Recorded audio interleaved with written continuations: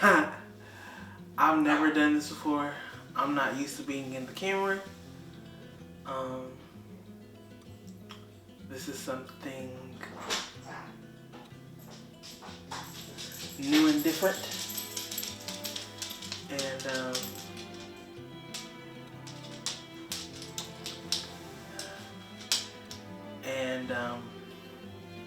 yeah, this is something unique and different.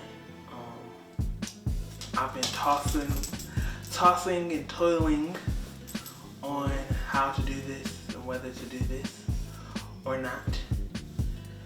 So here it is.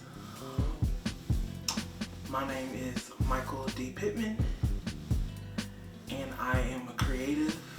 I am a singer, a songwriter,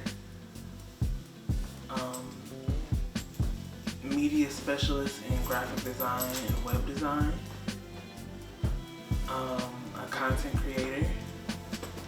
I don't show or make much content for myself, but I do that professionally on the side.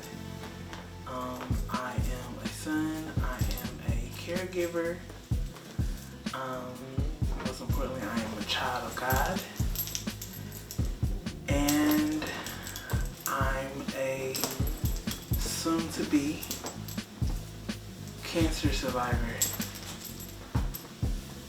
Yeah, never thought that I would say that out of my mouth, being a 32-year-old male. It has been a surreal experience, putting it together in faith, believing that I know what God is going to do and what He's promised me. So I've just kind of been unmovable on that, just making sure that I continue to believe in what God said, because I don't know what's happening within my body. I just know that physical pain brought me here, and for those that know me, know that number one, it takes a lot for me to be in pain. Number two, it takes a lot for me to cry. So yeah, so February 3rd was the beginning of a change in my life that honestly I was not prepared for.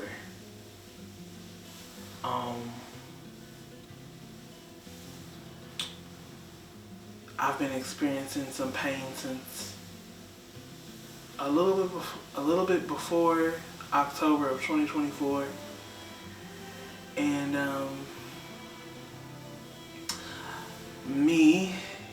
I was just thinking it was some sort of type of gas, and I was taking Gas-X and ibuprofen, and when I would take those things seemed to ease the pain.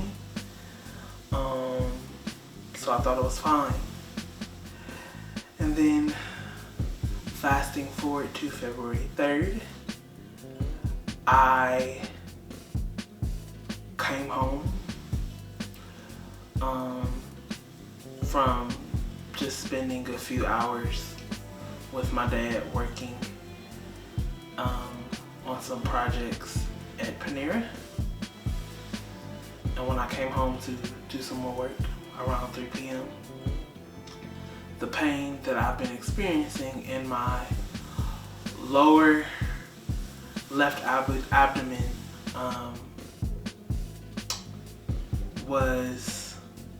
it returned.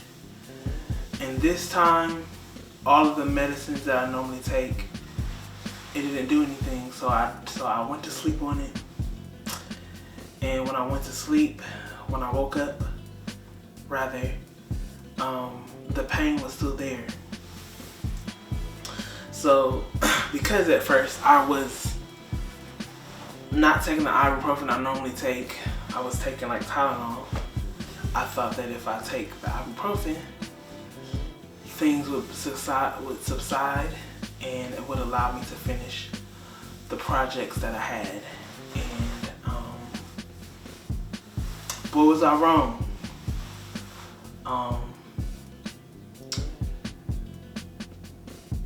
It stayed with me literally all day. My father had convinced me that I needed to go to the emergency room. I called Mom to ask her thoughts on what I needed to do, and she agreed that I needed to go to the emergency room, so she came and picked me up, and we went. And y'all, the pain had got worse, and I went to the emergency room, and it was so bad, like I left my phone at the reception desk. My mom had to bring it to me. But as soon as I checked in, I couldn't sit down because the pain would be worse if I sat. To the point that by the time they finally called me, and they knew that I was in pain because they were pointing at me. Just walking the emergency room, waiting room. And they called me. By the time I got to the back, I was crying, y'all. And growing up, and especially being a man and a black man at that, you know, tears wasn't really a thing. So I found myself apologizing to the nurse because I was crying. In hindsight, looking at it, you know, when the tears come, you don't need to ask for permission to cry. I know that now. But it humbled me because I know I used to take pride in the tolerance of pain, because, you know, I felt that I could always get through it with a little bit of this here and there, and this time it didn't subside. So I went to the emergency room. They checked my vitals and everything.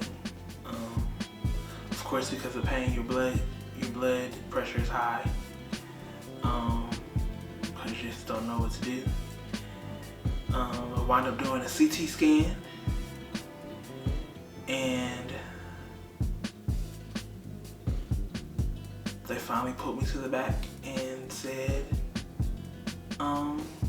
we're concerned and we need to admit you.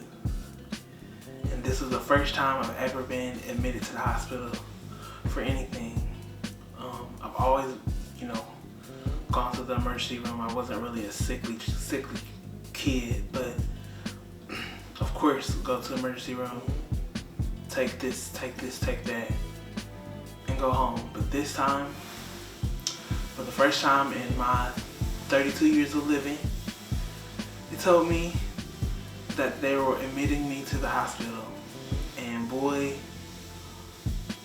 was that a challenge for me, because I've never been admitted to the hospital. I've always been to the hospital with my parents. I've witnessed them being admitted to the hospital, but never thought that it would be me.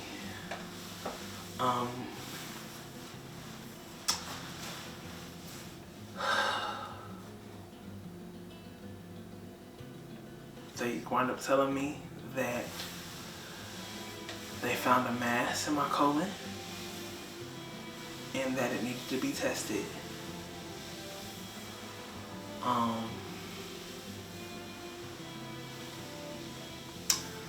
So I want to make this clear. I still didn't react because I didn't know how to react. So I'm kind of, when it comes to me, I'm very nosy because I want to know what you're doing to me. So I didn't really react because I needed to see everything that was going around me. So fast forward a couple of days later, I was ordered to do a colonoscopy. And this would be day 3 of me not being able to eat anything. I was given a liquid diet to only drink liquids, so I wasn't able to eat anything.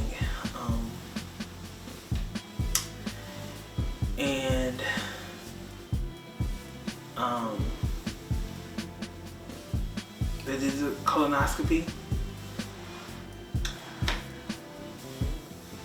They woke me up and said, "Buddy, you did a good job," and took me back up to my room. By this time, I still had no idea what concluded what the results were. Little did I know, it was either the same day or the next day. Everything was still a blur at that point. My parents come and visit me, and my parents knew what was wrong with me, my results, before I did, basically. So she was called, my mom was called, because my mom is my emergency contact. And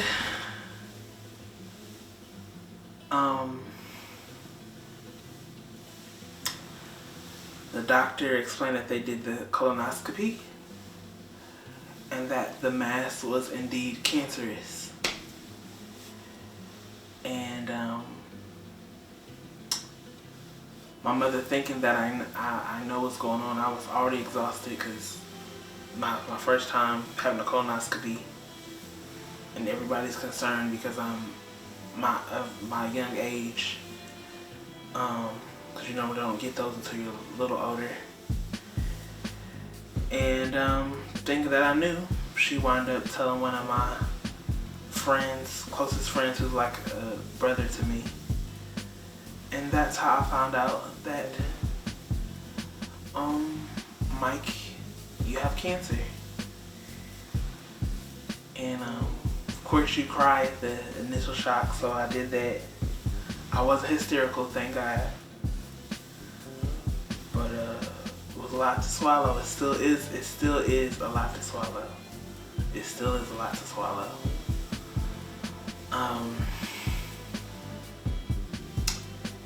So after finding out the news, my mind was just kind of blurry, trying to figure out what was going on.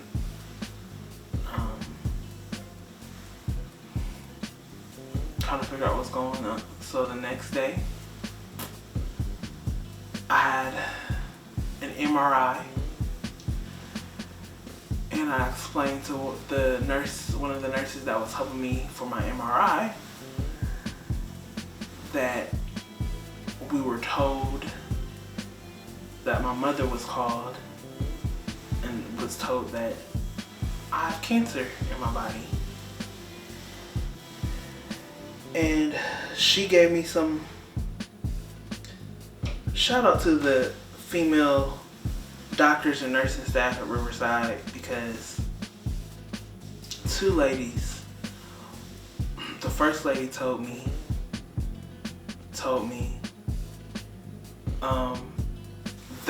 that the colonoscopy doctors are not privy to everything.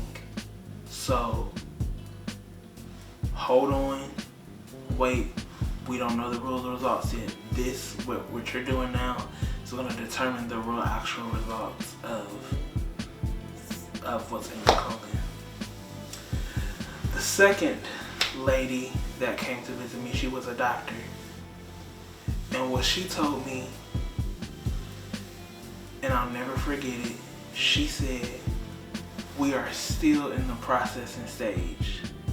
So don't take in what anybody's telling you right now. And that helped me those few days.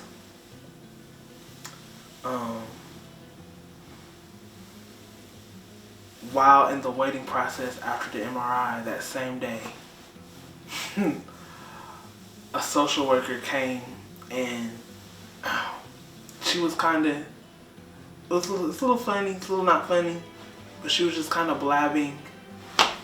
And while she was blabbing, she started mentioning the doctors are trying to figure out if you have insulin, if you need insulin and all these things so you can start getting your insulin medicine. And I was like, wait, what? Insulin? What is that? And she's like, oh, you didn't know?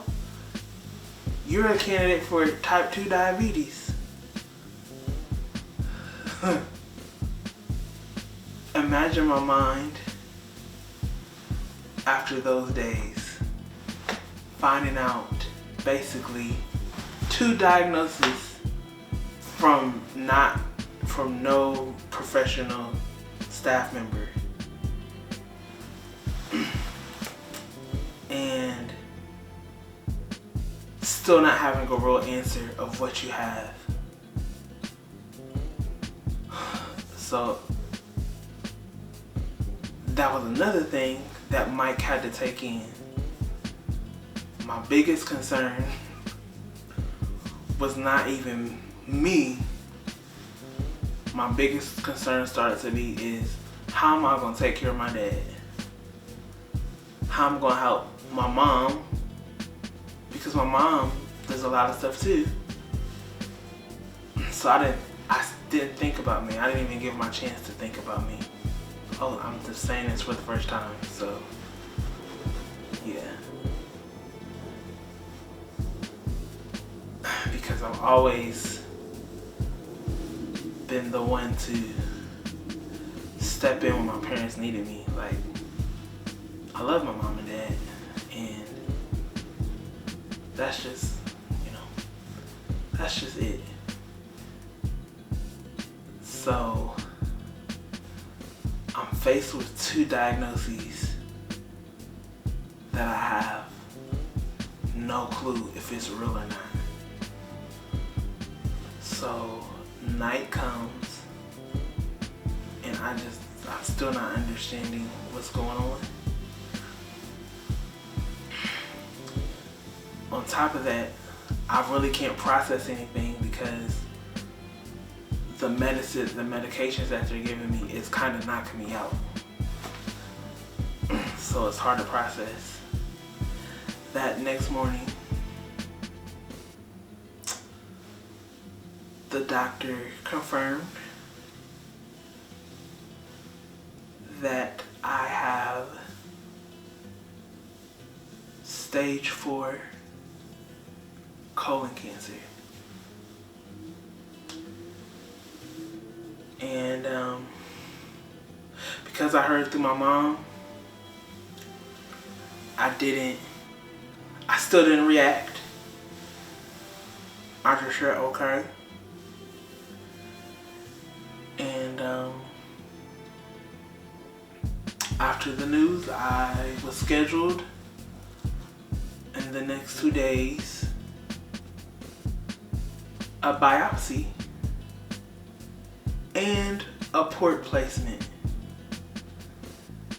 So imagine your first time being admitted to the hospital. You find out you have cancer.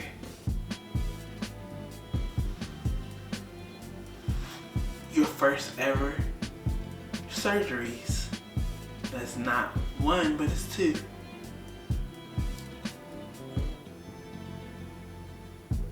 So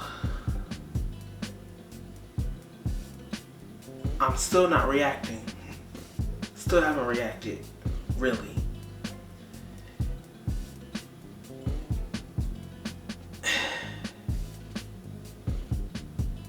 All I knew at the time is that God's got me. And that's literally what I've been holding on to the whole time I've been in the hospital. The whole entire time I've been in the hospital. And if I was feeling anything, it was more so shock. Like a little shock. And a lot of processing. I'm still processing it now. And I think that's why I'm doing this, because this will help me process my emotions so that I can feel them without drowning in them. Because what I don't want to happen is them to all come at once. Because I don't think I can handle that. And so I'm continuing my faith. So I have my first ever biopsy, my first ever port placement, and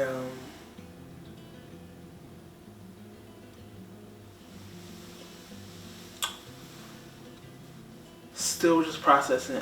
I'm thankful that I didn't know how much community I had until this whole situation.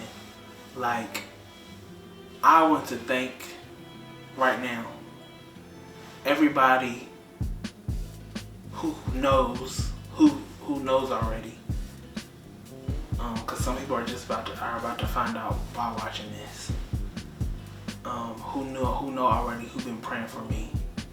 And I'm saying, like, I did not know that I had people praying for me worldwide. Like, that to me is crazy.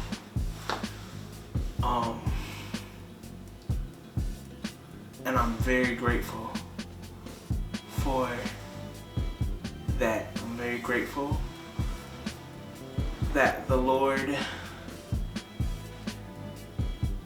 has shown me and is continuing to show me how well loved I am. I've been telling myself this has been the most humbling and vulnerable experience, because I'm used to doing everything by myself or asking mom and dad, and that's it. That's it. And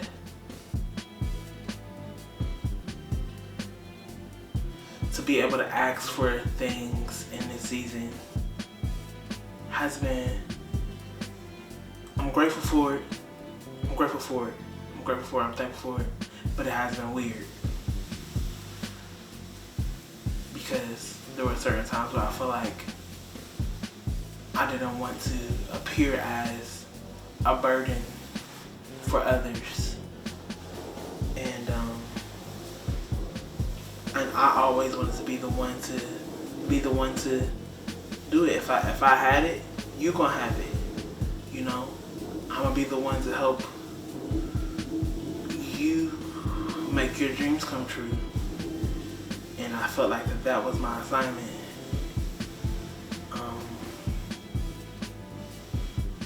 But now I know that there's so much more for me to do, and so much for me to complete. So let's get back to the hospital.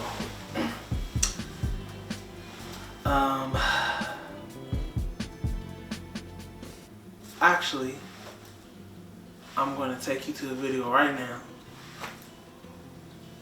where I describe my first chemo experience. Check this out. So, this is day 1 of chemo.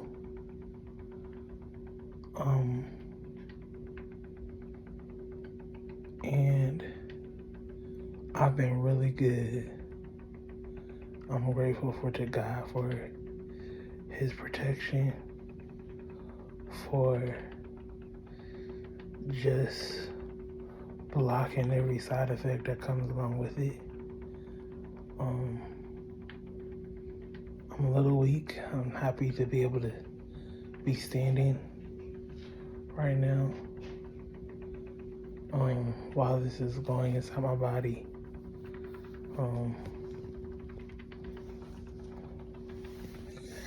Got it going through this little port right here while they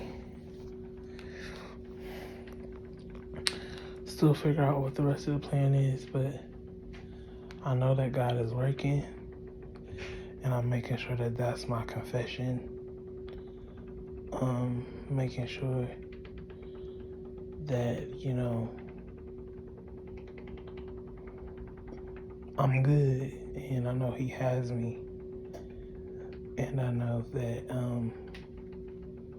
He's healing me. Despite today, you know, to me, it just became real. I know I had 2 surgeries the other day, but this, seeing all of this, you know, going all up in me, you know, lets me know how real this is. And lets me know that I'm built for this.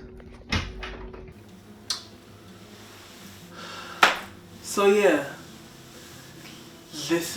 that was my first chemo treatment. Got interrupted because the nurses came in. But yeah,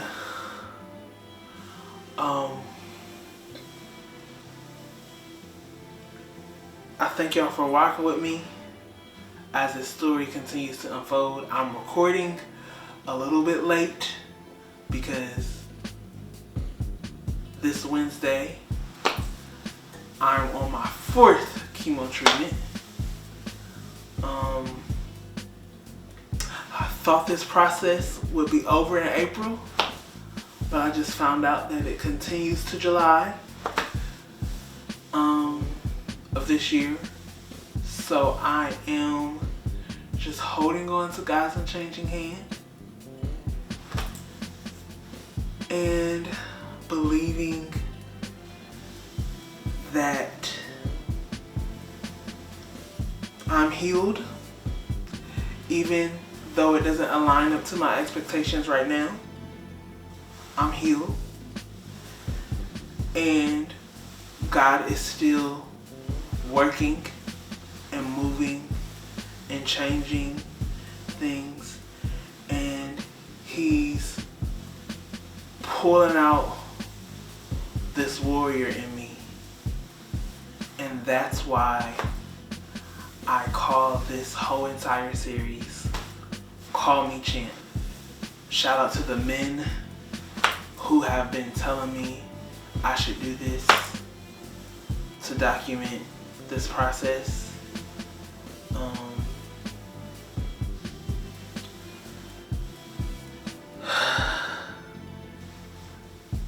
I know I'm gonna be okay. I know I'm gonna be okay. I know I'm gonna be okay. I have to repeat it to myself. And you know what? I'm gonna change that, switch that up, so I'm gonna be well. My mommy tells me, yes, I still say mommy. My mom tells me to say that I am well. So I'm gonna say that I am well. I am well. I am well. This is just going to be uncomfortable.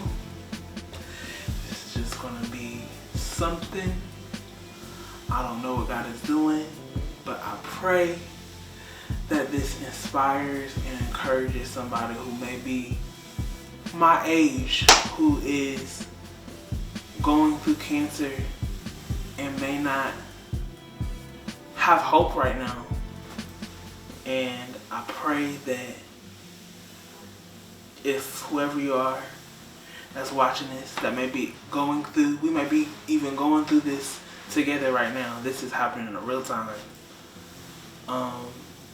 That you receive Jesus as your Lord and personal Savior. And that's a real talk. That you allow Him and ask Him to come into your life, to know that He loves you, that He loves you, that He cares for you, and that He sees you. You don't have to drown in fear. You don't have to drown in sadness.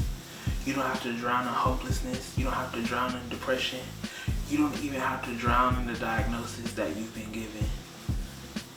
Because God is a healer. He's a healer. I've seen Him do it for my parents. And now that label is being put on me. And I'm going to declare and decree that that label is being put on you too. And I pray that you believe that. That you believe that you're about to experience a whole nother level. I'm about to experience a whole nother level of who God is. God has always been my provider. He's always been my protector. Now I'm about to experience that God is my healer.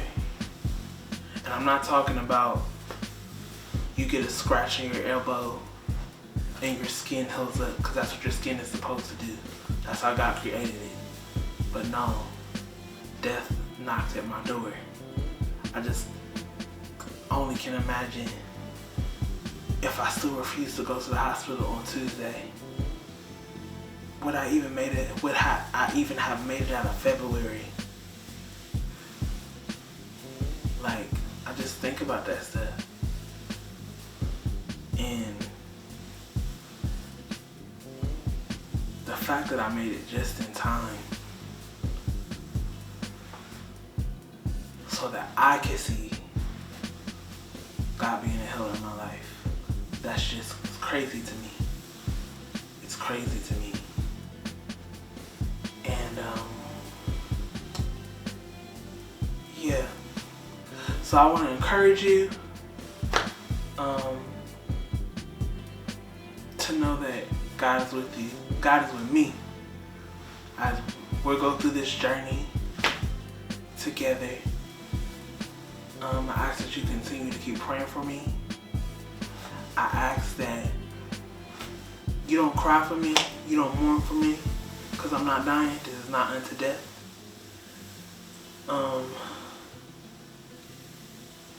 I am a miracle. And I'm going to keep decreeing that I'm a miracle. And God's glory is going to shine through all of this. Because it's crazy. It's crazy. And it's even hard sometimes to even still try to take care of your father while you're physically weak, while you're going through your own storm, you know. And I just thank God for my mom, because my mom is herself is even going through treatments, and she still, God has given her a supernatural, superhuman strength. My mom is She-Hulk right now. If you know, you know. My mom is She-Hulk right now. And I thank God for having a mom that knows how to pray, but also knows that God is her strength. And people like that are so valuable and so needed.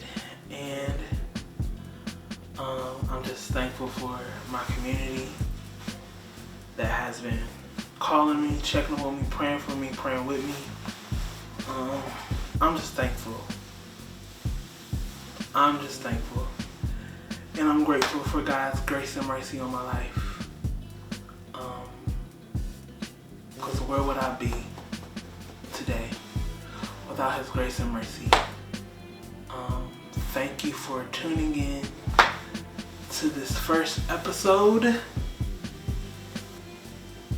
At the end of this, y'all probably are really going to be calling me champ.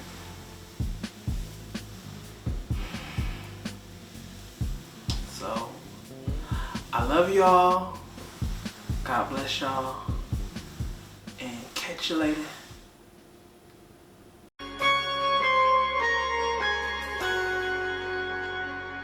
I was needing to be found. I was looking for a breakthrough. Chains held me to the ground. A perfect time for a rescue. Only you can make a way, and only you can make the wind break. I will call upon your name, and I will make my soul sing. God is in control. Oh, God is. Yes, He's in control. I hope you know. I hope you know. In case you don't. In case you don't. His story shows. His story shows. He's in control. It took a while for my mind. I ain't going down without a fight. The enemy don't have me. 'Cause I was staying by your light. Only place I know. Yeah, darkness running from your light. Perfect Whoa, suddenly I heard a sound. change for it. There was lightning at your feet. Trembling. Shout. I'm rolling and singing. God is in control. I believe that He is. He's in control. God is. God is in control. I hope you know. In case you don't, His story shows. For your peace passes all my understanding. Brand new mercy for me in the morning. Oh. Your peace passes all my understanding. Brand new mercies for me in the morning. Your peace passes all my Everyone you love to see. in the morning. Your peace passes all my understanding. All the new mercies for me. And this is where I'm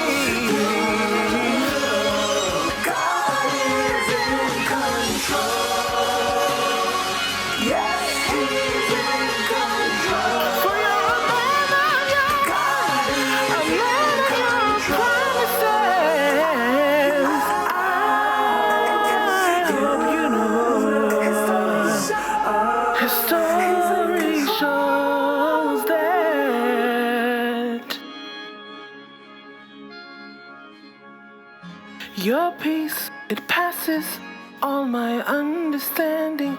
Brand new mercies for me and